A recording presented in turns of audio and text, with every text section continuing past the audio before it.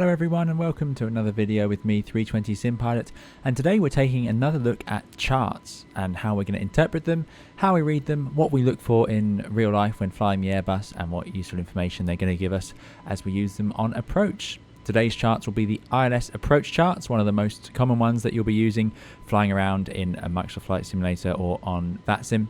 So today we're going to go into a bit of a deeper dive and hopefully get that extra context on those charts and what sort of key information we're really looking for. They are full of information, but they're often quite confusing. There's lots and lots and lots of text and little bits of information hidden on them. So today, hopefully we'll make that a bit more digestible for you. As ever, I am a real-world Airbus pilot, but none of this is for any real-world use. It's just to give you some extra context in your home simulations.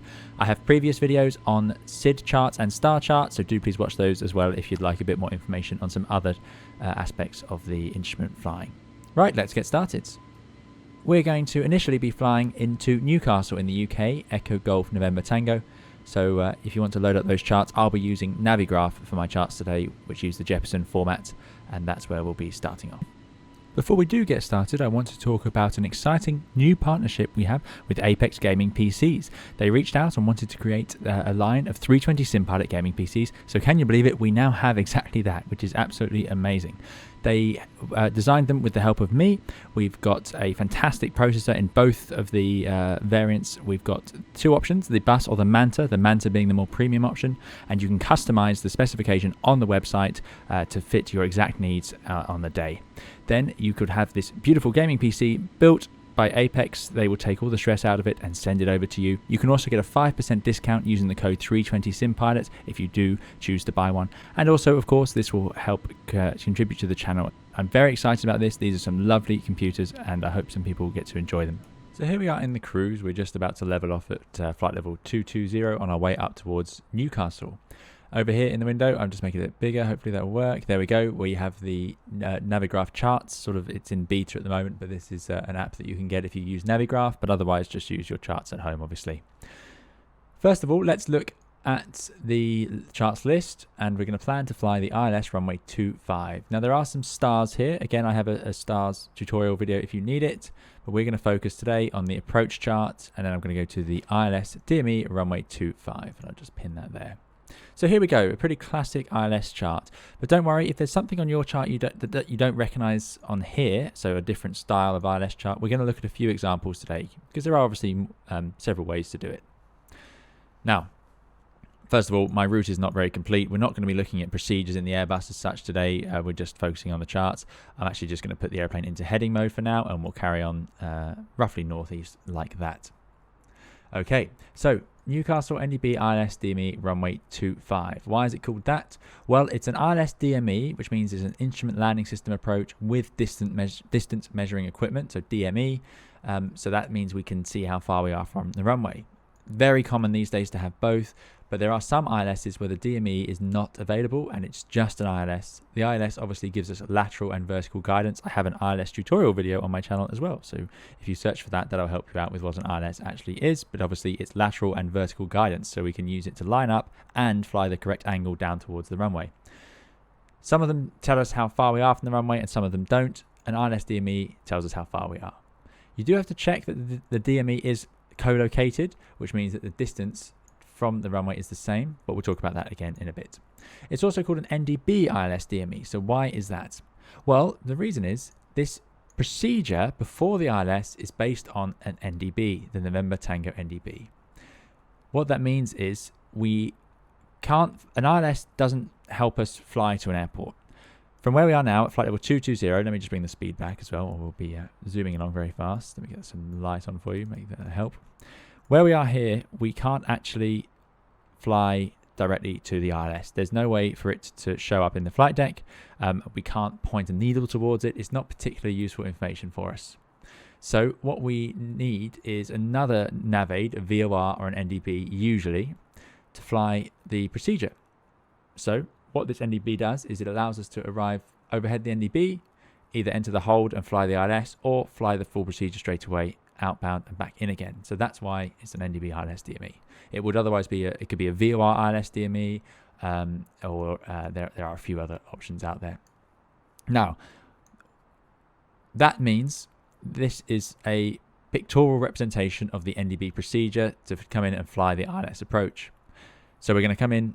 At the moment, the plan would be we're going to arrive at the NDB, and this is the old school way, by the way. So when you're learning to fly instrument flying, this is the sort of thing you'll do. You're going to arrive at the NDB, and then you'll get air traffic control to clear you for the procedure. They'll say you're cleared for the NDB ILS DME runway 25. So you'd arrive, and then you're cleared for this procedure. So you'd fly outbound to 8.4.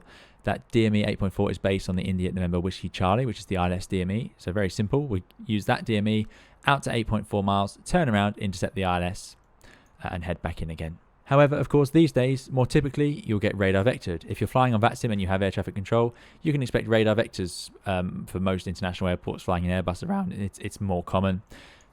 And that would mean we would just take headings, and then they would put us on an intercept heading and clear us for the ILS that way. So the initial part of the procedure may not be as useful to us, depending on what sort of flying you're doing. But if without air traffic control, and sometimes they can clear you to fly the full procedure. It does happen both ways.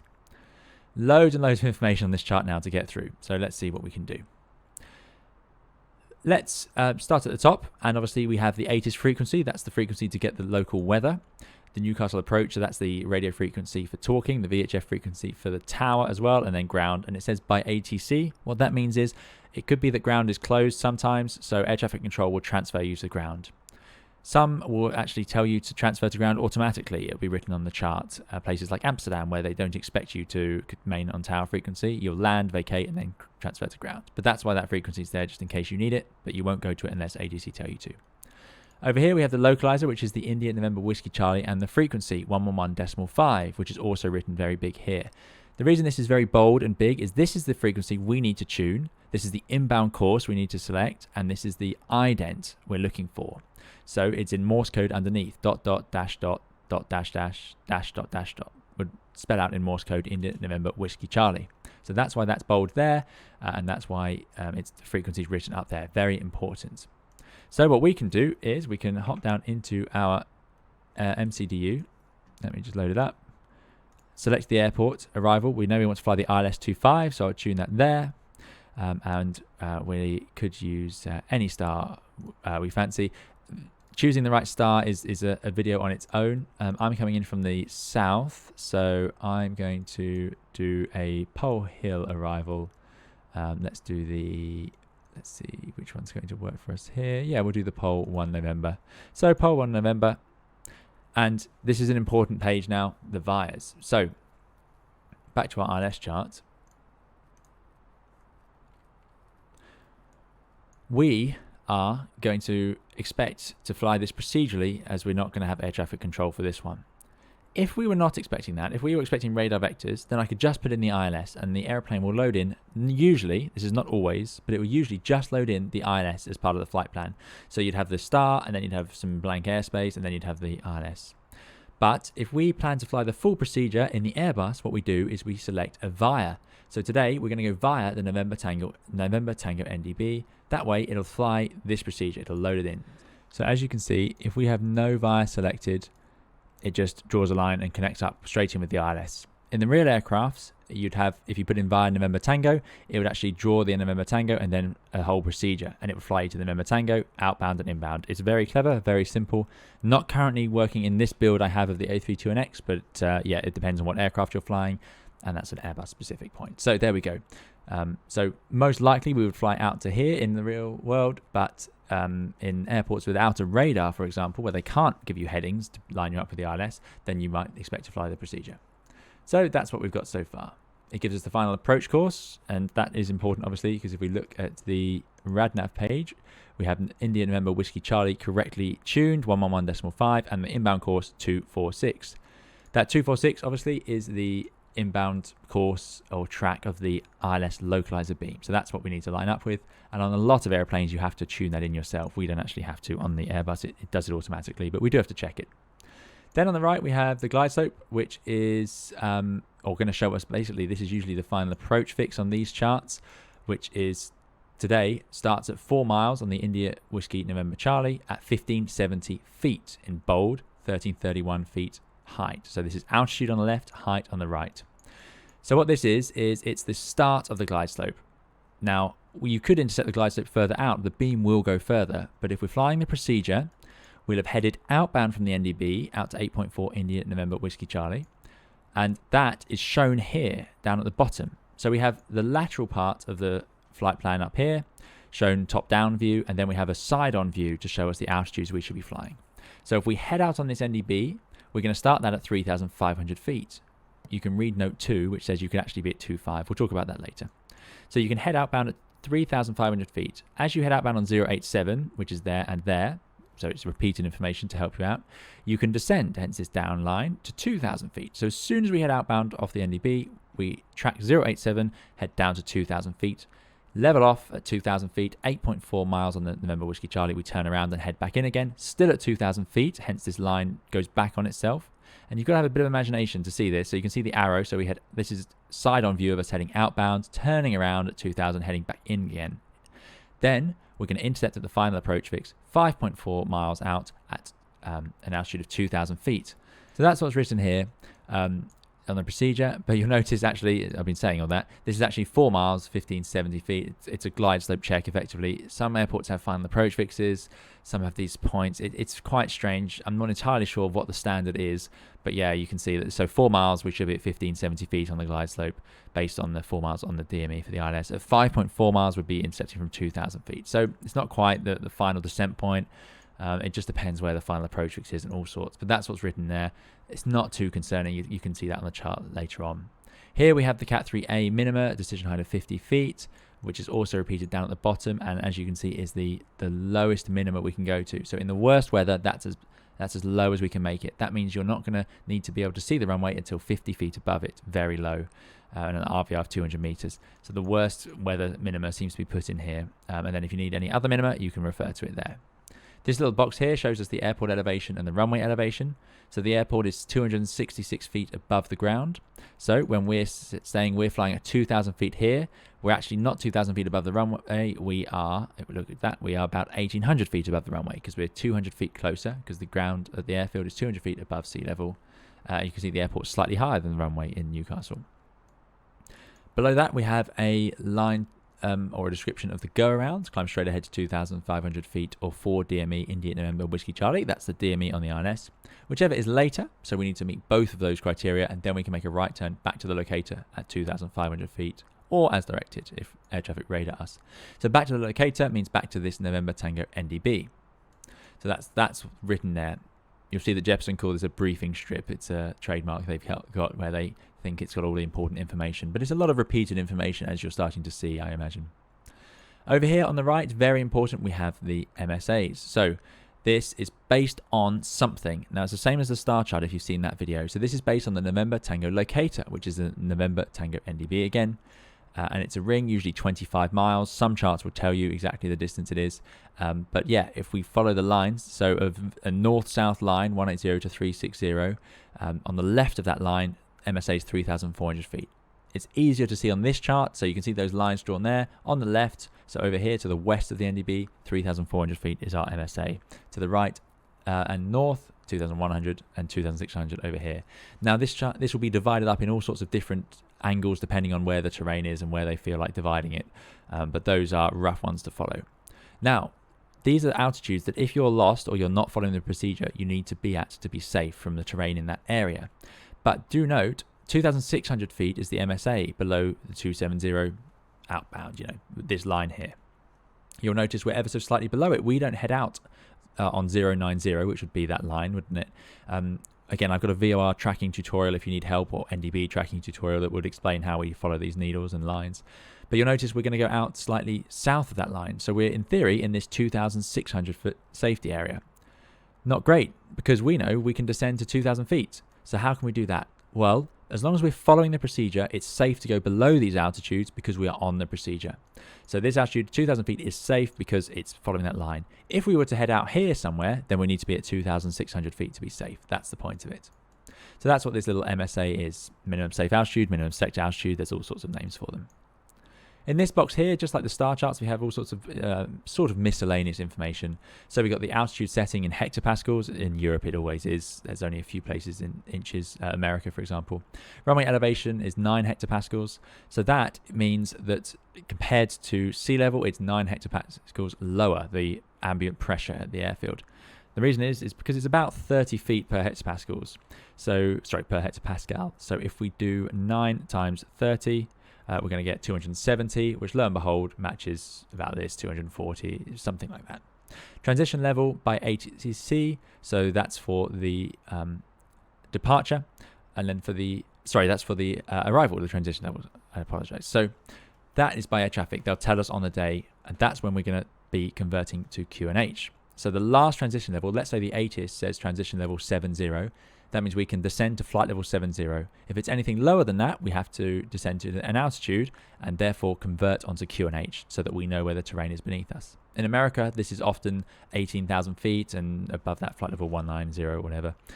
But in the Europe, it's often a lot lower. So there you go. So air traffic control will tell us. The reason they tell us is because they will change it depending on how the pressure is on the day. So it will keep you safe from terrain. Then we just got notes. So ILS DME reads 0 at the runway 25 displaced threshold. So that's great news. That means the DME matches up with the runway. So when the 0 on the DME means 0, or you're crossing the threshold of the runway. Perfect. That's exactly what we want. That makes our sums very easy. We know how far away we are. Sometimes it might say ILS DME reads 1 as you cross the threshold. It's rare, but it can happen. So that means you're actually a bit closer than you realize. Then we've got ILS aircraft unable to receive DME, advise ATC, radar ranges will be given at 8.5 outbound and 4 miles inbound. So why is that there? Well, that's because we could fly this approach without a DME. It is possible, as you can see. Some approaches will say DME required in these notes or a note on the chart. But this one has the option here. We tell air traffic control and they actually have a radar. So they will look at it and they'll say, right, you're at 8.5 miles outbound, which is here. This is outbound from the NDB. And then we return inbound. So they'll tell us that because they're telling us, okay, you need to be turning now. So they'll say 8.5. So we'll turn and then you'll know you're 8.5 away.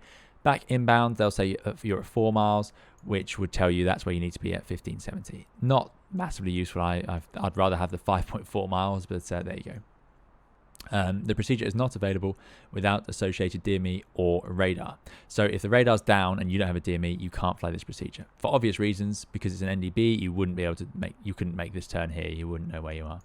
So there'll be lots of different notes depending on what you do, but that's what these ones are telling us here. Great.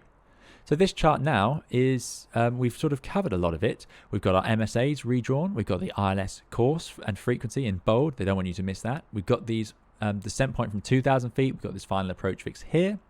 We've got the actual procedure, so the outbound and inbound. And we've got the frequency for the NDB, 352. We've got the frequency for a VOR, which we're not using for this approach, but it is there. And you'll notice these little numbers beneath them. So let's, for example, take this 5.4 point from the India November Whiskey Charlie. That's 5.4 miles on the ILS. So that, remember, will show up on our PFD. If we have the ILS selected, it would appear, as long as you're in range, down here somewhere. Let's just see how far away we are. How are we doing? Yeah, we're heading off. So let's go over to Pole Hill and hold while I continue to chat. So direct Pole Hill, insert. Great. Right, so yeah. 5.4 DME, underneath it says 6.2 new. So this is an alternate DME. For example, if the DME for the ILS was broken, but the ILS was working, you could still fly it, but you'd use the VOR NDB, VOR DME, the 6.2. So instead of expecting to descend at 2,000 feet on the 5.4 miles, that's not working, but we could use 6.2 miles from the VOR. The VOR is further away, it's somewhere over here, so that would make sense. It's the same for the outbound of the procedure. We're heading out to 8.4 on the India November Whiskey Charlie, but if that's not working, we could head out and it will say 9.2 on the November Echo Whiskey. So these are alternate sort of distances. Some places have them when they have the luxury of other VORs. This is actually just a DME, this VOR. It doesn't provide any other information. That's why it's written like this. Great.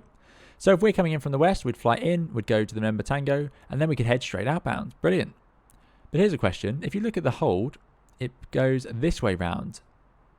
Left-hand turns. That's fine. But how do you fly from the hold? So you're flying your hold and then you get clear for the procedure. So you reach the NDB. How do you then head outbound on that track? Because obviously you're going to be pointing this way, southwest. So how do you turn around and then join this line? Well, most holds, or a lot of them, actually are orientated so that you don't have this problem.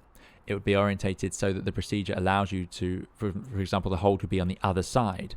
That way you're flying inbounds to the NDB on your hold and then you could just go out. I hope that makes sense. It's quite hard to explain this one. So this hold is unusual because you can't actually go directly from the hold into this procedure. That's why it says alternative procedure. So if you're not just flying in from anywhere and going to head straight outbound, if you're actually in the hold, you need to fly the alternative procedure. What you do in this case is when you're cleared for the procedure, you're going to extend the outbound leg of the locator holding, descend to 2,000 feet at 8.4 miles, turn left to inset localizer. So even easier, we're in the hold. All we have to do is turn outbound, fly outbound all the way until it says 8.4 DME, so you'll be out here, and then you just turn around and inset the localizer. So you're just effectively extending the downwind leg of your hold. So that's all that is. And it even tells you to descend when you head outbound and then inset the ILS. So that's what that's written there for. Down here it says procedure restricted to maximum 185 knots. Well, the reason for that is these turns will be based on aircraft flying at certain speeds.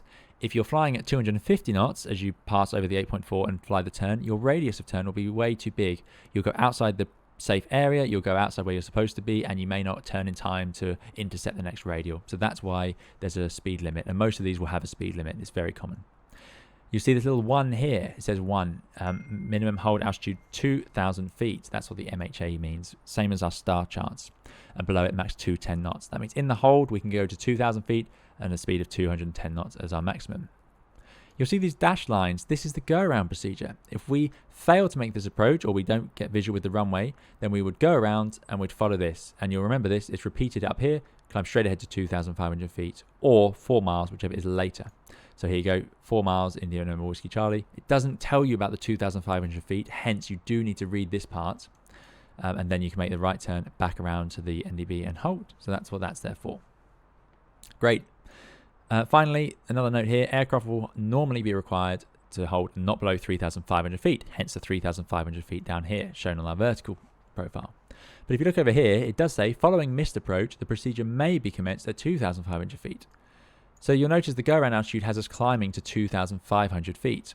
So you could fly all of this and you'll be 2,500 feet in the hold. What this is saying is, that's fine, you could then start at 2,500, head outbound, descending to 2,000 feet and back in. So that's what that note's for. Down here we have a localizer only section. So what this is telling us is if the localizer is working but the glide slope is broken, you could fly this as a localizer approach. And it tells us at each DME, 5 DME, 4 DME, 3 DME on the India November Whiskey Charlie, our favorite, we need to be at these altitudes, and that equates to roughly a 3-degree glide path. So we could check those as we go along them. That is a non-precision approach, of course. We've done a few of those on the channel, and that's what that's telling us. You'll see this M here. This is the missed approach point. It's at D0.5 India November Whiskey Charlie. So at half a mile from the runway is the missed approach point. That means if we're not visual with the runway at the missed approach point, we will be going around. That's what that's there for. That is assuming we are flying, obviously, a Cat 1 ILS typically, where you'll be at 339 feet. So that would be about where you'd reach it. Sorry, Cat 1 ILS over here, 200 feet, 439 feet. There we go. So that's the missed approach point is designed for. We don't use them so much these days because we fly continuous descent final approaches. Once upon a time, you might level off a bit lower and fly along until you reach the missed approach point, and then if you weren't visual, go around. But now we descend the whole way. So more importantly for us as airline pilots in 2021 is we are looking at the minima. So we're going to carry on this descent on the ILS until we reach our minimum altitude. Cat 1 would be 439 feet above the sea level, which is why it's in bold. You'll notice everything in bold, 439 down here, the 2,000 feet here, these are all altitudes above sea level, the normal altitude, and that's what we'll be having on our PFD. The difference is, in brackets or in small text, they have the height. So 439 feet is 200 feet above the runway in height. So that means the ground is 200 feet beneath us, even though our altimeter will show 439 feet, because obviously the ground is above sea level in this case. And that's the same over here, 339 feet, which is obviously 100 feet lower, and therefore you're only 100 feet above the ground written here. And finally, DH50. So why does it say DH? Well, that's because that is a height. So that is in bold, but it is a height anyway. Decision height. This is decision altitude, and then in brackets height. Hence the 100 is in brackets. This is a decision altitude in bold and big, and then brackets height. Hence the 200 is there. And it's the same over here. 351 is the height.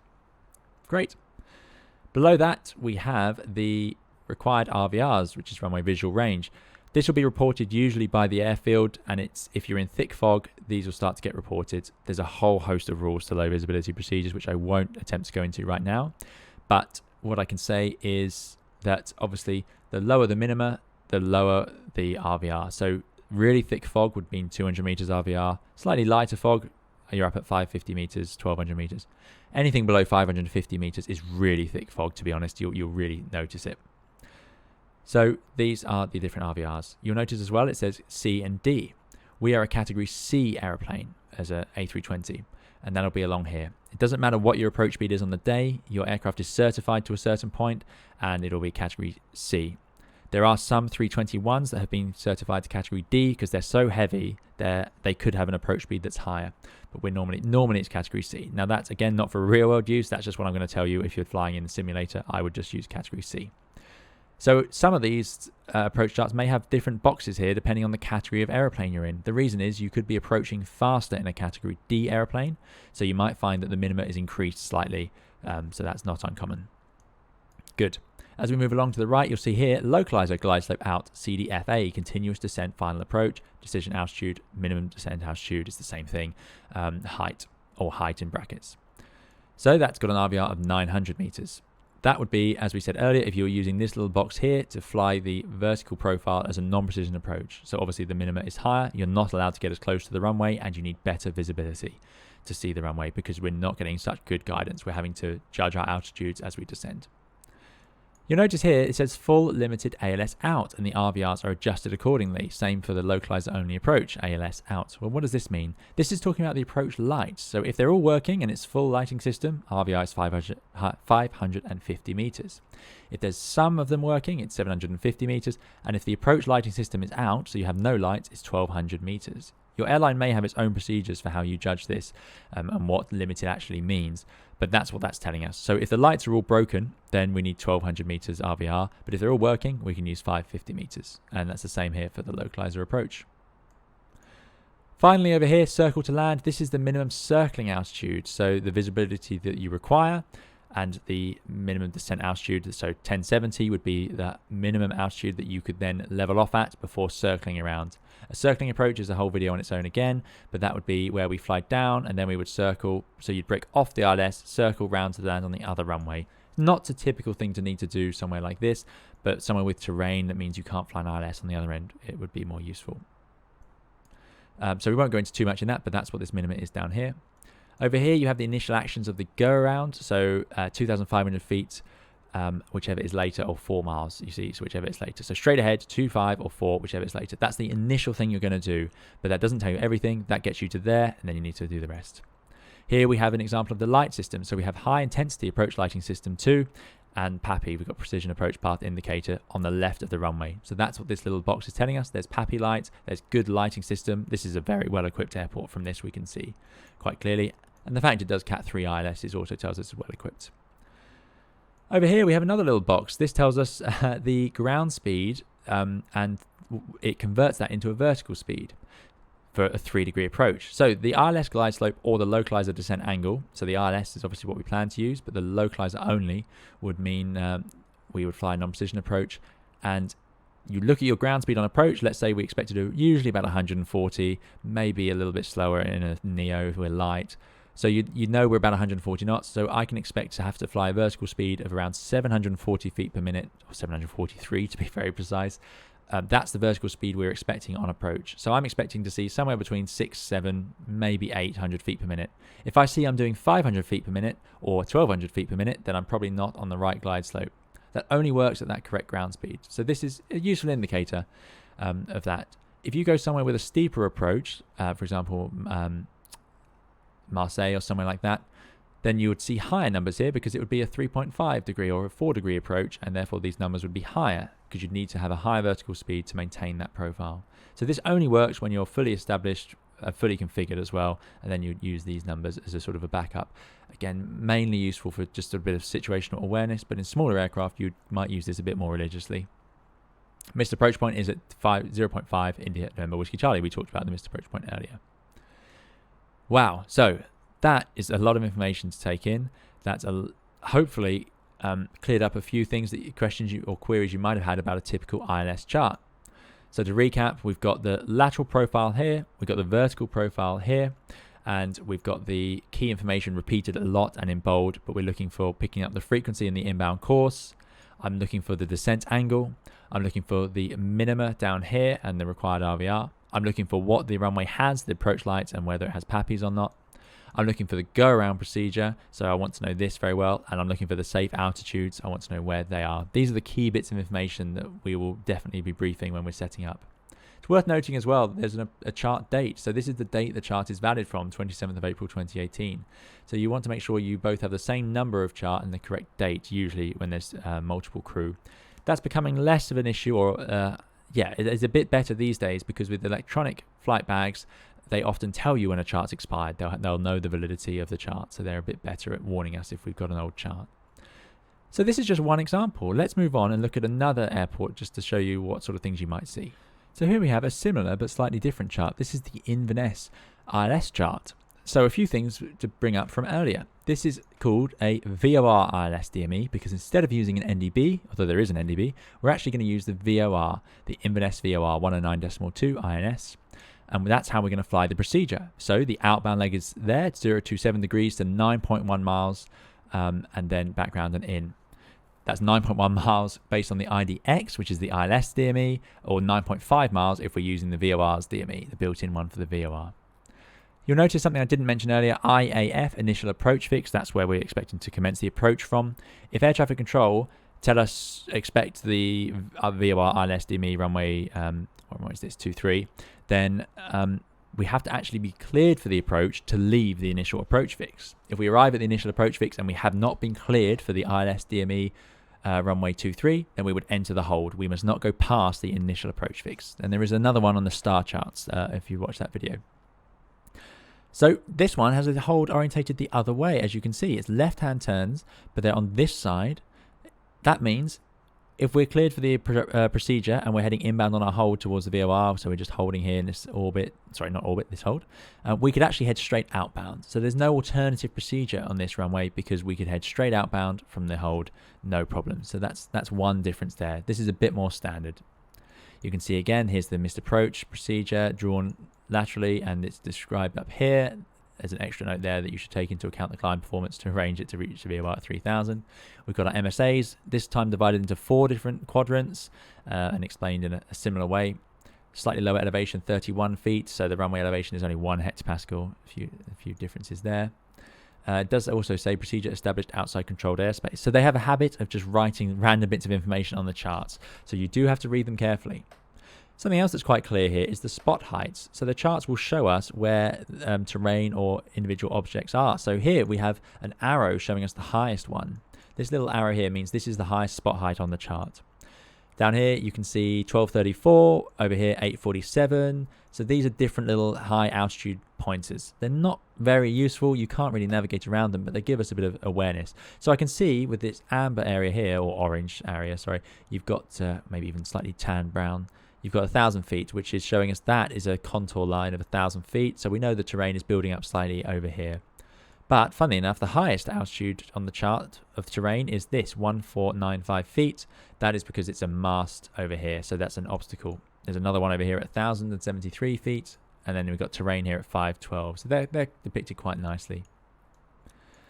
Then we got the ILS procedure here, nothing too exciting compared to what we had before, but again, localizer glide slope out, 3 degrees again, so the same speeds and numbers there. High intensity approach lighting system, and the PAPIs will be again on the left of the runway. Slightly more circling to land information. You can see here category D aircraft are not allowed, they're not applicable. So no, if you're category D, you cannot fly this. So that's a bit more of a simpler but very similar chart, just with that difference. You notice some more random text here, warning due to the presence of a danger zone, do not ascend below 21 outside the procedure. So lots of different little bits of information that you might see there. And that danger zone is actually shown on the chart. So once again, a quick sweep up. We've got the lateral guidance, we've got the inbound course and the frequency, very important. We've got the full procedure, so we know how to get ourselves orientated to fly the ILS if we aren't going to be radar vectored. We've got the minimum safe altitudes up here. We've got the go around procedure written here. These are the big bits of information that we're going to take away from these charts, and an awareness of where the terrain is. Now let's have a look at some more complicated charts. These are more typical of what you'll get at larger international airports. This time we're looking at Rome, Fiumicino, Lima, India, Romeo, Foxtrot. Now this obviously looks a little bit more complicated, but let's keep calm and break it down into what we've been looking at so far. So yet again, we've got the frequency and inbound course. So there's the frequency of the ILS. We've got the final approach course. We've got the minimum safe altitude and the missed approach procedure written out here. So far, so good. There's a bit more terrain on the chart shown with these contour lines here. And the MSA represented 3,700 feet. We've got more text. So as I said earlier, they do just write things on the chart sometimes, which is a little bit frustrating, but that's what they've done there, where they can squeeze it in. You'll notice there's no procedure in the same way. So there's not a hold over the airfield and then an outbound and then inbound, because they're not going to have you flying that in this case. This case, we're going to actually, for example, let's say we're coming in via Campagnano. In this case, we'd be in the hold here, and then when cleared for the approach, because that's the initial approach fix, see the IAF. When we're cleared for the approach, we'd head outbound from the VOR 230 degrees, past the 6 miles, then we can head into the ILS and intercept it from Auxerre, which is the initial fix of the approach. So there's some useful information here. Just like with our previous chart where we had our vertical profile, this has it shown on here as well. Now it's not so clear. This is from Auxerre and it shows us the vertical profile of the ILS. But we actually see it drawn on here, just like the star charts. It's very similar, this little first area. So we head outbound 230 degrees, descend to 3,000 feet. Passing 6 miles from the Charlie Mike Papa VOR, we can descend to 2,500 feet. So we'll be at 2,500 feet at Auxerre, which you can see written here, Auxerre, which is 2,500 feet. And if we look down here, 2,500 feet, expecting to descend at 7.8 miles on the India Foxtrot Lima Lima, which is the ILS. So that is one route in. In the MCDU, this would be a via Charlie Mike Papa. So if I was to, let's actually see if we can load that in now. I just have to, this is not how you would do it in the real aircraft, but it does currently work in the A32NX. There we go. Right, so we are going to, just to show you, we're going to choose the ILS X-ray 16 left. So ILS 16 left X-ray, there it is selected. And then we're going to go to approach via Charlie Mike Papa. Select that and then insert. Now, if we go to plan and zoom in, look at that. There it is. Now, it hasn't quite flown past it properly, but the Charlie Mike Papa and then the little step downs, 3,000, 2,500 feet, and then Auxerre, and then onto the ILS. So that's what the vias are often used for. You'd also have options to go via Exama, Maven, Suvok, and of course, Tango Alpha Quebec. These are all different options. So if we came in from Tango Alpha Quebec, it's another initial approach fix, so we wouldn't go beyond it until we're cleared to. We could descend to 4,000 feet, intercept the Auxerre 2,500 feet after we get a bit closer. You'll notice they can't always fit the text in. So this runs to 5, the little 5 here. So if we zoom out, we need to find that little 5. This is a challenge on these charts. Look at it. It's crazy. There you go. 5, 3.0, 2,500 feet. So what does that mean? Well, that means that at 3.0 miles to go for this last leg to Auxerre, you can descend to 2,500 feet. It's not great. They're not all like this, but that's how this one's formatted. How do we choose the ILS X-ray we have here? But you'll notice there's obviously a whiskey available as well for 16 left. Well, the differences are usually quite minor. Typically, it's to do with either the arrival point or the go-around point. So the go-around here takes us out to Charlie Mike Papa 15 and inbound. If I look at the X-ray, the go-around is straight ahead. So that's one of the main differences. So it'll be up to air traffic control. Normally the Zulu is the most commonly used one. However, in this case, there's no Zulu approach on this runway, which can also happen. You'll notice that the X-ray does say by ATC only. What that means is they would have to specifically tell you to fly the X-ray, whereas the whiskey just says DME required. So slightly different. That's an important point though. DME is required for this procedure. You can't attempt to fly it without it or by asking air traffic control. They're not interested. They want you to have a DME equipped aeroplane, which, let's face it, these days they nearly all are. Recommended altitudes are shown here instead of along the bottom because there isn't space. So you've got a little box, and at 7 miles we should be 2250, 6 miles 1930. Same thing down here. We've got all the minimas. The category C, category D is shown like that. RA means rad out, so that is an out. That's a bit of a confusing one. it's actually rad out 163 feet. So that is a height, effectively. That's based on the rad out 176. If we're using a decision altitude, it'll be 200 feet or 186 feet. So yeah, lots of different ways to look at that. Again, this is low vis stuff. Crucially, category 1, it's a decision altitude 289 feet and a height of 275 feet. Then you've got your different category boxes, category C airplanes, category D airplanes, and again, a little note 2. So we have to read along the note here. Note 2, RVR 750 meters when a flight director or autopilot or HUD to DA is not used. So it actually means that if we don't have a flight director, then we have to increase the RVR slightly if the lighting is out. So lots of different boxes and categories to fill there. Again, you're not going to be concerning yourself with that too much. Over here, you'll see there's PAPIs on both sides of the runway, so that's a nice one. The missed approach procedure is too complicated, so they haven't even attempted to write it there. You've got to just refer to the whole thing up here, and you can see how long it is. A lot more descriptive. But this lateral picture here gives you a bit of a clue of just roughly what you're achieving. We've got some buildings, some masts, some spot heights. Can we find the big bold arrow? Yes, there it is. There's the highest altitude on the chart, 2,077 feet over here.